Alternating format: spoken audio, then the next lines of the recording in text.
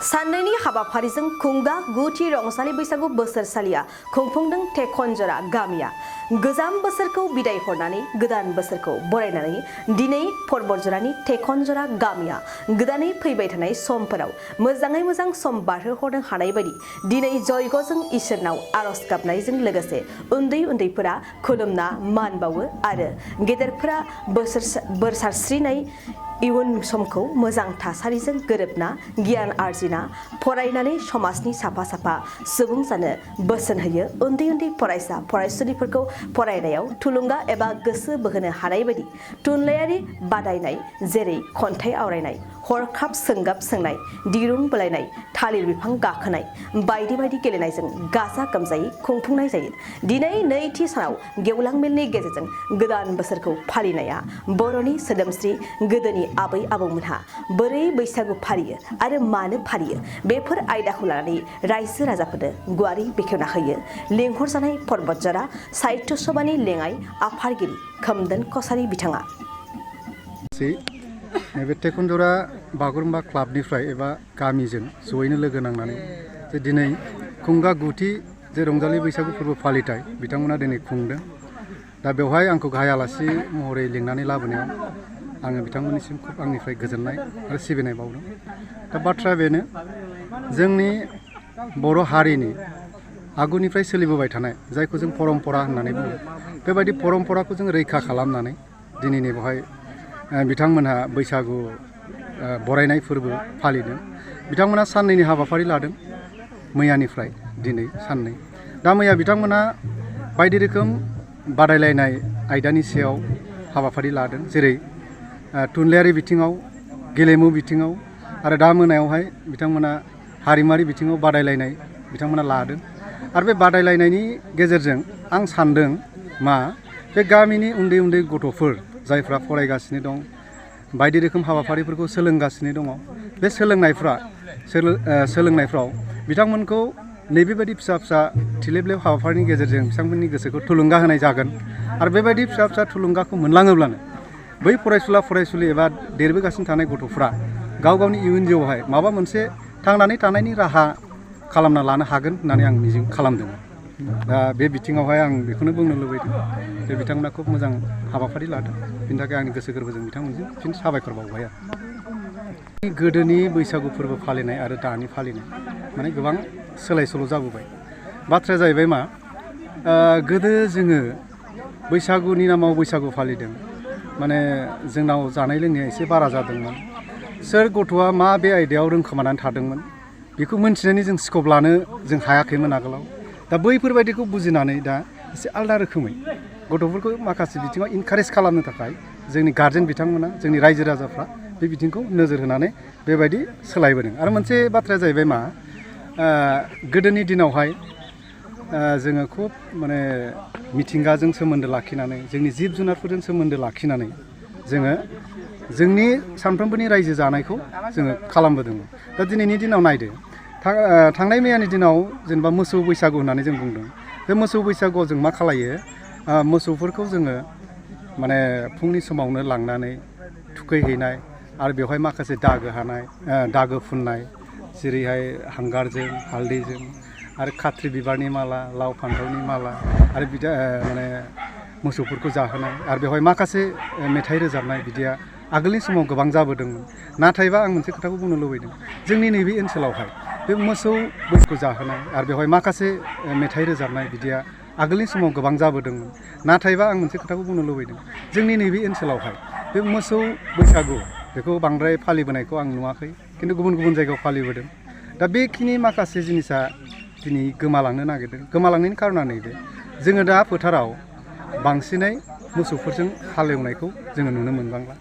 बिनि जायगायाव जोंना ट्रेक्टर फैबाय। दा बिनि थाखाय जोंनि न'खरफ्राव मोसौफोरनि संख्या खम जालांबाय। ओंखायनो जोङो बै माखासे मोसौनि बैसागु बेखौ जों खालामनायाव एसे आख' फाख' जादों। अब्लाबो जोङो जा हायो बयबो बेखौ खालामबाय थादों आरो खालामलांगोनखौ आं आसा खालामदों। खारन बे जिनिसा जोबलाङोबा जोंनि बर' माहारिनि माने माखासे सिनायथिफ्रा ससेनिफ्रायसो जागोन।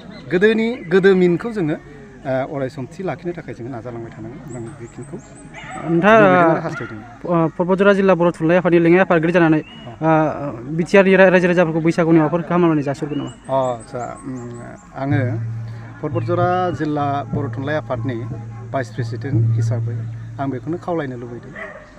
आं गिबियावनो अबं गसाइनि खाथियाव आर'ज गाबदों जे नैबे बांला गोदान बोसोर 1430 जे मायथाइ बे मायथाइया साफ्रोमबोनि जिउआवहाय जेन गोजोन सुख आरो बयनिबो गेजेराव मिलायलायनाय आरो मिनि खुसि रंजायै आरो बयनिबो मावनो लानाय खामानिफ्रा जेन जाफुंसारो गाव गावनि गोब्राब नाजानायनि गेजेरजों बेखिनिखौ आं आसा खालामदों।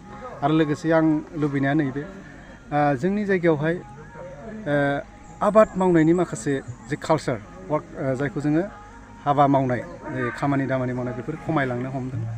दा दिनैहाय खुब मोनसे क्रुसियेल पिरियड होननानै आं सानदों। बिराद क्राइसिसआ जोंनि सिगाङाव फैगासिनो दङ। बिनि थाखायनो जोङो हाबा हारिमुखौ बारायनो थाखाय जोङो नाजानांसिगोन। ओंखायनो आं खावलायदों जेन जों जेखि मावा मानो जोङो जायखिजाया खामानिखौ मावा मानो बे खामानिखौ गोसो गोथारै गोसो होस्थाबनानै मावोबा जोंनि इयुन जिउआव जोङो मोजाङै मोजां माने सोलिलांनो हागोन होननानै आं मिजिंथियो। ओंखायनो आं बयखौबो खावलायदों जेन अबं गसाइनि अननायाव बयबो गावबा गावनि हाबाफारिफोरखौ जेन मोजां मोजां मावफुंलांनो हायो बेखिनिखौनो आङो बयनिसिमबो माने मिजिंथिहरदों आरो।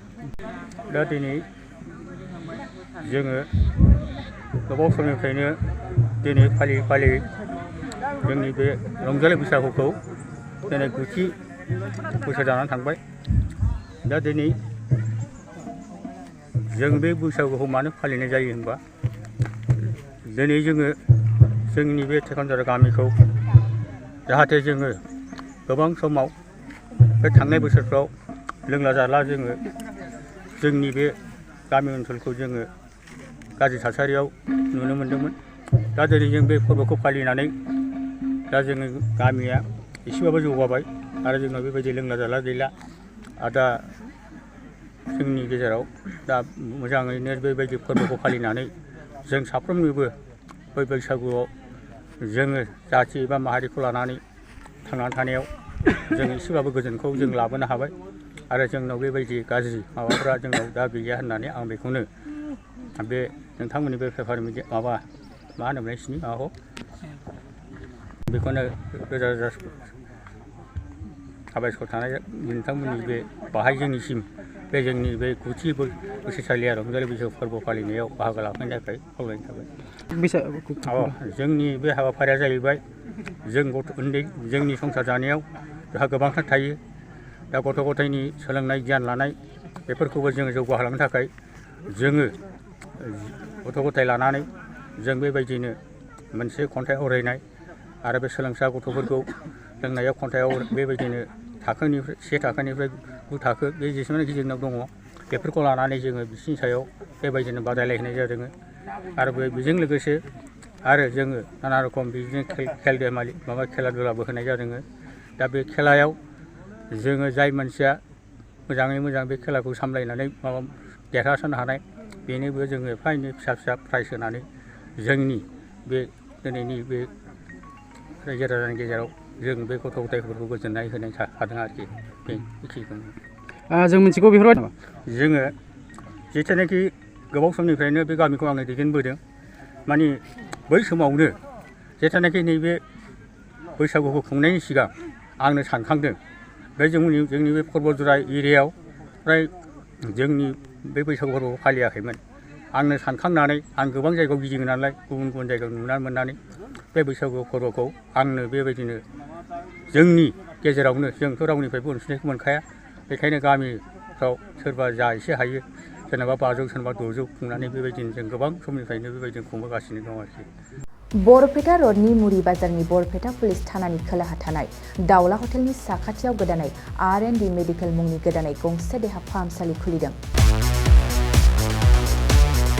बे देहा फाहामसालियाव गोबां बेमारफोरखौ नायनाय जागोन, जेरैहाय डायबिटिस, लोमजानाय साजानाय, आथिं आखाइ, मोदोमाव सानाय सुनाय, भां, गान्जा, डेन्ड्राइट, ड्राग्स बायदि फेग्रा मुवा लानाय, फेग्रा मुवा मोनाब्ला हमथानो हायै जानाय बायदि बायदि गोबां बेमारफोरखौ बे देहा फाहामसालियाव फाहामथाय होनाय जागोन। बे देहा फाहामसालियाव फाहामथाय होनो थाखाय गुवाहाटीनिफ्राय मोजां डक्टर फैगोन आरो बेयाव मुलिफोरखौ खम बेसेनावनो मोननो हागोन। R&D मेडिकेलाव फाहामथाय लाफैनो थाखाय गाहायनि जानबुं नाम्बाराव जगाजग खालामनो हागोन। जानबुं नाम्बारा जाबाय 8099 480 118।